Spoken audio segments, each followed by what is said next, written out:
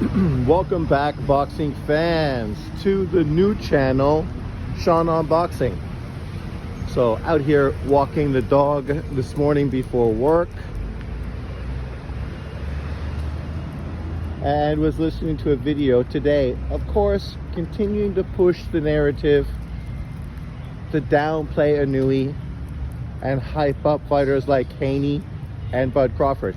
And literally the only reason this video was made was to criticize and downplay Inoue, all to do what? Hype up the two fighters that this individual has ranked number 1 and 2, Bud Crawford and Inoue. But think about the mentality that goes into that kind of video. It's well thought out, it's well planned, but yet it's still full of hypocritical comments throughout. Inoue is criticized because him only fighting Stephen Fulton and fans being satisfied, fans being okay with him stopping there, is somehow set up as a criticism. Yet this isn't even true. It's a fallacy. No fans are happy and content with Inoue only fighting Stephen Fulton. Actually, Inoue's next fight has already been organized, already been set against Luis Neri. And of course, the criticism towards Luis Neri will come out because the haters don't care. They always find some way to be critical and downplay someone. The irony is, who made Stephen Fulton this marker, this distinction to prove Inoue? It wasn't Inoue's fans that did it. It was who? Stephen Fulton fans or Inoue haters, whichever of those it may have been. Because these are the people that literally used Stephen Fulton and created a whole racial divide by using Fulton's color as a marker, by saying that Inoue had never fought someone like him, and since he hasn't, we can't really be praising him up till this point because he still hasn't proven that he's that guy, because he hasn't fought this guy, he hasn't sparred this guy, he doesn't understand what it's like to fight this type of guy. And people made videos after videos hyping Fulton up, literally predicting that Fulton would win, picking him to win by knockout, and then even saying crazy things like Inoue will become pound for pound number 1 on their list if he beats Fulton, only to then completely go back on their word and not do that, but literally put Fulton number 6 on their pound for pound list and continue to downplay him with videos such as this. The irony is, Inoue fans are not content. They're boxing fans. They want to continue to see the best fighters fight the best fighters. Luis Neri going in there as an opponent for Inoue is a great fight, even though this is not going to be hyped up and praised by the haters, but yet boxing fans will, because they understand the significance of this fight. This is the fighter who beat Japanese champion Yamanaka and was literally kicked out of Japan and not allowed to fight in Japan ever again, only to once again be allowed to fight in Japan so that Luis Neri will get his ass kicked this time by Inoue. So there's a big revenge plot in the store for this particular fight. And that's part of the intrigue. The fact that Japan has blackballed, outlawed this individual fighter, but now he's going to be going back to Japan so that Monster Inoue can fight him, to see if he's able to get revenge for the country, for the ex-great Japanese champion. So right there you have a great storyline, very intriguing. But this is not the only fight that's set for Inoue in 2024. Already, the next fight after that is being set for Saudi Arabia. And then after that, there's even going to be a third fight this year, which we're hoping will be in the US. Even though at this point in Inoue's career, he does not need to go to the US to prove himself. He is a superstar in Japan who makes millions of dollars and actually allows his opponents to make millions of dollars by going there to face him. So it's a win-win for everybody involved in an Inoue fight. You can't say that for some fighters out there in the boxing cosmos. Also, let's go a little deeper on this recent criticism, this recent line that's being pushed. So, Inoue is not chasing greatness because he's not fighting the best. People don't talk about his resume.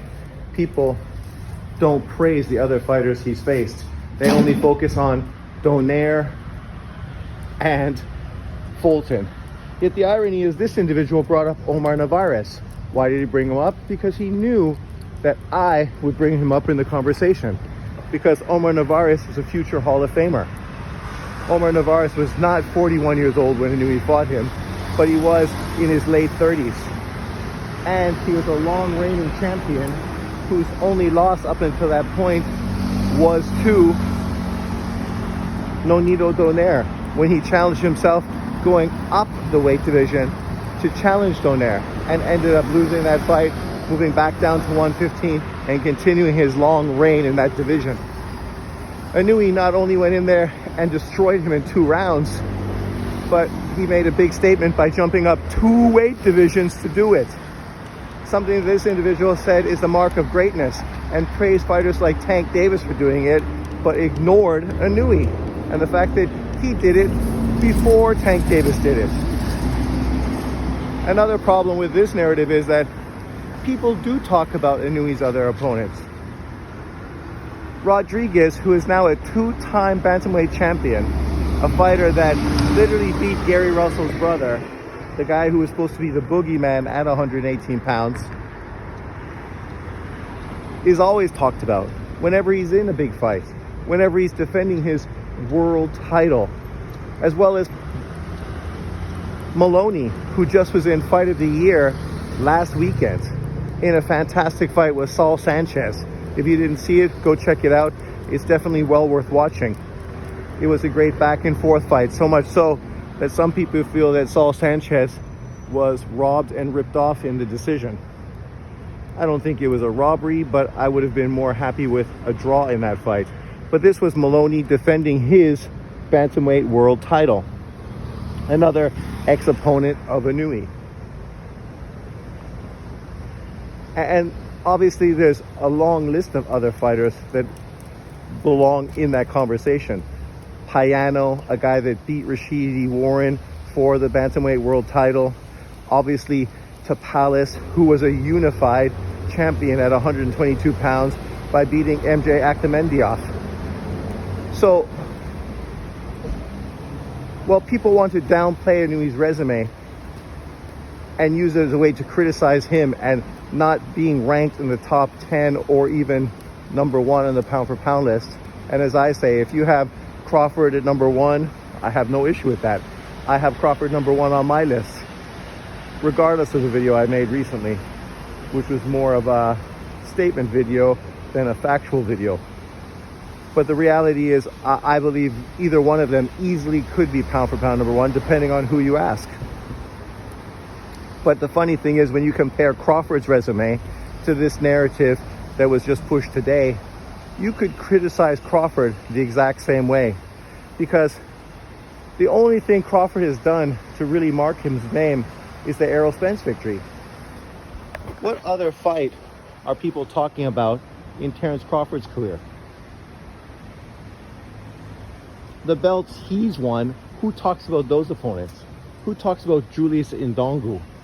Nobody talks about Julius Ndongu, yet they wanted to use Julius Ndongu as a marker to prove Bud Crawford's greatness back in the day by saying that if he beat Julius Ndongu, he would be pound for pound number 1. So beating a Julius Ndongu makes you a pound for pound number 1, but beating a Stephen Fulton doesn't make you pound for pound number 1. It doesn't even make you pound for pound top 5, apparently. Imagine the narrative there. Who believes that? Right? But this is the kind of stupidity these arguments are. Because the more you unfold it, the more you unwrap it, the more you see that it's just a bunch of lies and narratives that even this individual doesn't even believe. He says it, but he doesn't believe it because he knows it's a line of bullshit. Because here you go. Ndongu is a more important fight in Bud Crawford's career than Stephen Fulton was in Naoya Inoue's. That's what you want to say. Literally nobody in the boxing cosmos believes that. Nobody. But basically that's what you just stated. If we want to go deeper into this and unfold the fabric even more, who else has Crawford fought that was significant? The haters of Crawford don't talk about Jeff Horn, because his only big victory against Manny Pacquiao was a robbery, so it doesn't really matter. The Sean Porter fight doesn't matter because Sean Porter was halfway in the ring and halfway out. He was ready for retirement, so it wasn't the best version of Sean Porter. Amir Khan was done. Cal Brook had already been beaten by Errol Spence and was finished and had eye problems. Like, David Benavidez's brother was shot and had one leg in the fight. Like, literally, this is what Errol Spence PBC fans have done to Bud Crawford's resume for 5 years. Don't attribute this to me, because this was Errol Spence fanboys that came out with all these narratives that I'm using right now to throw back at you. Because you have Bud Crawford pound for pound #1, yet his big resume has been criticized consistently. Who has he fought that was significant outside of Errol Spence, right? So that's the problem that people have with this kind of narrative. Beating Stephen Fulton is not enough, but beating Errol Spence is enough. Inoue then challenging himself to fight the other champions, ex-world champions at 122, like MJ Akhmedov, Casemiro, and Luis Neri. That's not enough. And you know it's not going to be enough. You know the criticism is still going to be used even with regards to these fights. Devin Haney can go fight Sandor Martin, which is his mandatory, and people will praise him. They will find a way to praise him for fighting a Sandor Martin, even though within the community in the US, people will be critical of that fight, because there's a big divide right now in the US between Tank Davis and Devin Haney. And this is an internal issue, just like Spence and Crawford was an internal issue. So let's not pull other people into it and make it into a race thing, because it has absolutely nothing to do with race. The irony with the whole Inoue narrative, it has everything to do with race. If Inoue was from Detroit, he would be being praised. His 4 weight division championships, 2 undisputed, would be literally praised. He would be called pound for pound #1, the greatest fighter in boxing. And we've seen that, because that's the praise that Crawford is getting. That's the praise Haney's getting for being undisputed, for chasing titles. I mean, the funny thing is, this individual used Haney's win against Lomachenko, which was a controversial win, which in most cases there would have been a rematch. We can understand why there wasn't a rematch, because Devin Haney was weight bullying everyone at 135 and no longer could make that weight comfortable. Now the spin is, well, he was drained. Yeah, he'd been draining himself for a long time to become undisputed in a division where he was using his weight bully status to win the title. And eventually you're going to use that as an excuse. You're not going to fanboy for it. Yet the same people have been critical of guys like David Benavidez for being weight bullies. Yet if David Benavidez in his next fight looks drawn and can't make the weight comfortably and ends up being in a controversial fight, do you think the same excuses will be used for him? Or will he be highlighted as a weight bully? You know the answer, because we've seen it countless times already. I'm not here capping for Inoue, because what Inoue has done is significant. Inoue is already a Hall of Famer. Already. At 30 years old, he's already done enough to be considered an all-time great. He's already being called a generational talent by American people involved in the sport of boxing, like Sean Porter and others. So obviously it has nothing to do with race when people like Sean Porter are calling him a generational talent. Inoue is going to continue doing what he's doing. Is he eventually going to get beat? Probably, because truthfully, everyone eventually gets beat. But that has nothing to do with the greatness that he's now doing, the greatness that he's now accomplishing. And this is what we want from boxers. We want them to go out and prove themselves, fight after fight, day after day, division after division. And what else could people expect from a guy like Inoue? He's doing exactly that. And now the question is, he's not truly great until he becomes a 5-weight champion, until he moves to 126. But yet, Crawford, Haney, they're not being asked to move to their 5th weight division. That's not a marker for them to prove their greatness. No, that's only something used against Inoue. That's showing you this racial sort of division that many of these people from the States use to be critical of non-black fighters. Because that's the truth. There is a racial bias, and it's coming from people that somehow don't want to highlight non-black champions. Whether it's a Lomachenko, whether it's a Inoue, whether it's a Manny Pacquiao. But it's getting a little louder out here, so I'll see you next time. Peace out. Enjoy your day.